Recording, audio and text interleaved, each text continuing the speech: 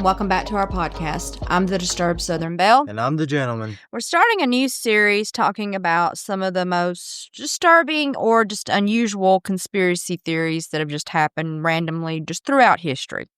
So the first one we're going to discuss is one that probably a lot of people at the very least and most likely at least heard of. It's called Pizzagate. So it is this conspiracy theory that went viral during the 2016 U.S. presidential election. So the story claimed that the New York City Police Department had discovered a pedophilia ring that was linked to several members of the Democratic Party.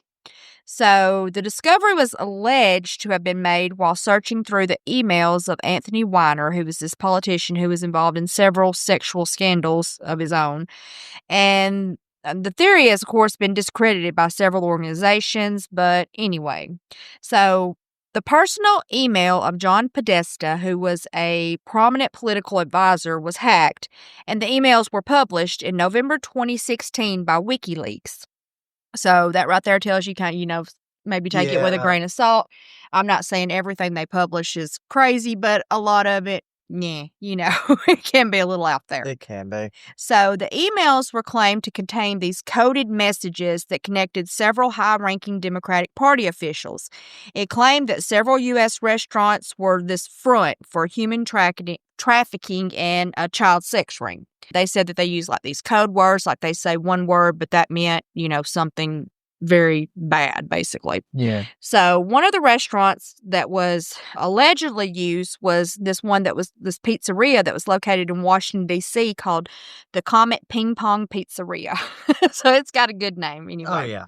So it even led later to this response by a man from North Carolina who traveled there to further investigate the allegations, who ended up firing a rifle inside the restaurant. I'll tell you a little more about that later.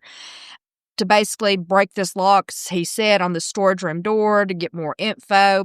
It also led to the restaurant's owner and staff receiving death threats and, hate mail, being bullied and all this stuff.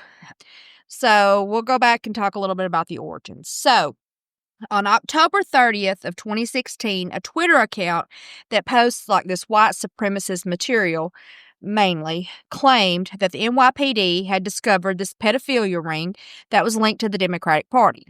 They claimed the initial evidence was found while on a search that was being done on, like I said, Anthony Weiner's emails. As mentioned earlier, this led WikiLeaks to later publish the emails of John Podesta. The emails were claimed to contain these code words that were code words for criminal behavior linked to, child sex trafficking and things like that. And it was later claimed that the Comet Ping Pong Pizzeria was a front for this criminal activity and was also a meeting ground for satanic ritual abuse.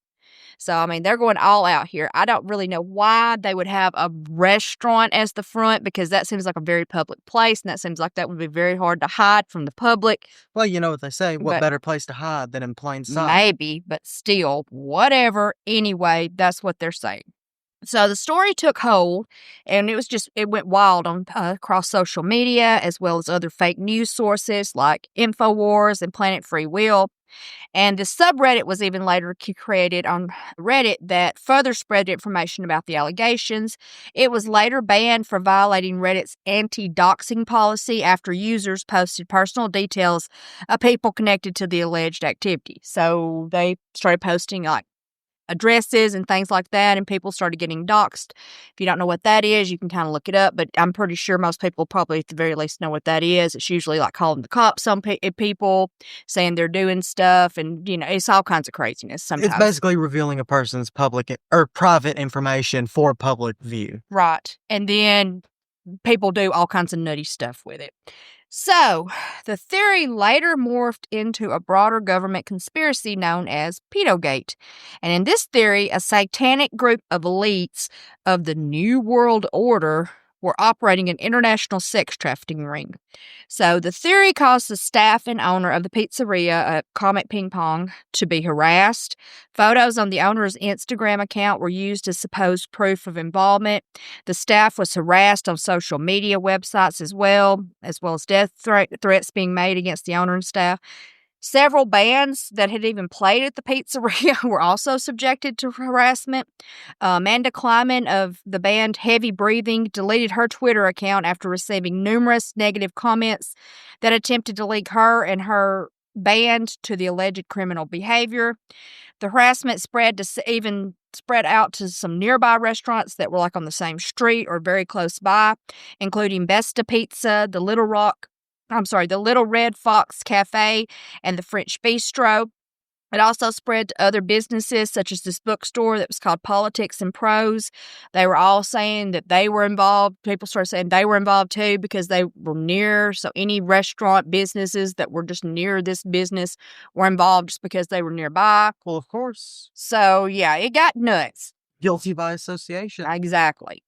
So these businesses started even receiving threatening and menacing phone calls, which included death threats as well as being harassed online, leading to some of them to even go so far as to file police reports, which I don't blame them. But anyway, so we'll talk a little bit about the guy who went in with the gun at the place. So Edgar Madison Welch was a 28-year-old man from Salisbury, North Carolina. So he entered the Comet Ping Pong Pizzeria on December 4th, 2016, and he fired 3 shots from an AR-15 style rifle, which is, if you don't know what that is, it's essentially like a lightweight semi-automatic rifle. So not something to be trifled with, basically pretty dangerous. The shots ended up striking the restaurant's walls, a desk, and a door inside the establishment. Now, thankfully, nobody was hurt, like hit or anything, but still. He later told the police that he was attempting to self-investigate the allegations involving the restaurant, and he saw himself as a hero, a rescuer of children. And he may have thought that. Maybe he believed it. I mean, I don't know, but really, what was this one guy going to do against this massive empire, anyway? Basically nothing. Exactly. If it was true. So the police basically kind of surrounded the restaurant while he was in there, and he pretty much just surrendered without any incident. And thankfully, like I said, no one was injured during the incident. He stated after being apprehended that he had read online that the Comet Ping Pong was harboring child sex slaves, and he wanted to see for himself if it was true. In a later interview with the New York Times, he stated that he regretted how he handled the situation, but still did not dismiss the conspiracy theory and rejected the idea that it was fake news. So he said basically, maybe I shouldn't have went in with a gun, but I still kind of believe this is happening. He was charged with 1 count of interstate transportation of a firearm with the intent to commit an offense. Court documents claim that he had attempted to recruit friends for like 3 days before the attack and had urged them to watch this YouTube video that was supposed to tell more about, what was supposedly going on there. He didn't get anybody to help him anyway, but he was subsequently charged with 2 additional offenses, which were assault with a deadly weapon and possession of a firearm during the commission of a crime. And after a plea agreement, he pled guilty to the federal charge of interstate transport of firearms and a local charge of assault with a dangerous weapon. He agreed to pay $5,744.33 to the restaurant for damages, so very right on the dollar, the penny, right? And he was sentenced to 4 years in prison.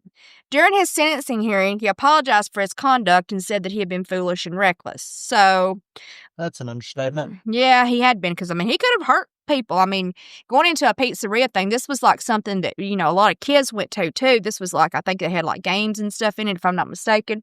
So this was like a pretty, popular thing. So there could have been families in there that could have been hurt, or... And honestly, just from what he's done and what I know he does or did anyways after this, it doesn't seem like a very stable individual. He doesn't so sound it wouldn't like... have surprised me if he did try to hurt someone. He could have. You never know. And I don't know if there was a lot of people in there for sure, but it doesn't matter. He didn't know. The fact is he did it. Right. He didn't know what was going to be happening there. So later on January 4th of this year, actually, 8 years after the initial incident, 2 police officers from Kannapolis, North Carolina, pulled over Welch's vehicle at a traffic stop over an outstanding warrant for his arrest for a felony probation violation on, I guess, maybe another charge. But anyway, it could have been the same thing. I'm not sure. It really doesn't matter. When they attempted to arrest him, he pulls out a gun and he refused to drop it. And this led the officers to shoot him, and he died 2 days later from his injuries. So, yeah, he basically got in a standoff with them. Pulls out a gun. They pull him over. He pulls out a gun. They're telling him to drop it. He's like, nope, And then they just unload on him, I guess, or just shoot him, period, and then he ends up dying. He didn't drop the gun, so they dropped him. There you go. I mean, I can't even really fault them for that. I can't, because, you don't know what he's going to do, and I wouldn't stand there and just let someone shoot me. I get what they're saying and doing there. Okay, so then on January 12th, 2017, Yusuf Lee Jones pleaded guilty to making threatening phone calls to Besta Pizza at another pizzeria on the same block as the Comet Ping Pong. He claimed that he had threatened Besta to save the kids and finish what the other guy didn't, talking about Welch. So, yeah.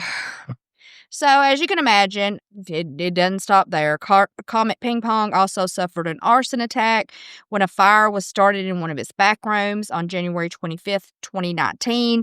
But thankfully, the fire was they found it quick and they extinguished it, and there was no one injured. And I don't think it really did a whole lot of damage, but still, my God, The perpetrator initially escaped, but was arrested a few days later while climbing a fence at the Washington Monument. On a completely different thing. He's just climbing this fence, and they grab him, and then they figure out later that he was involved. And so I don't know about this. He doesn't sound... A lot of very unstable individuals. Mm-hmm.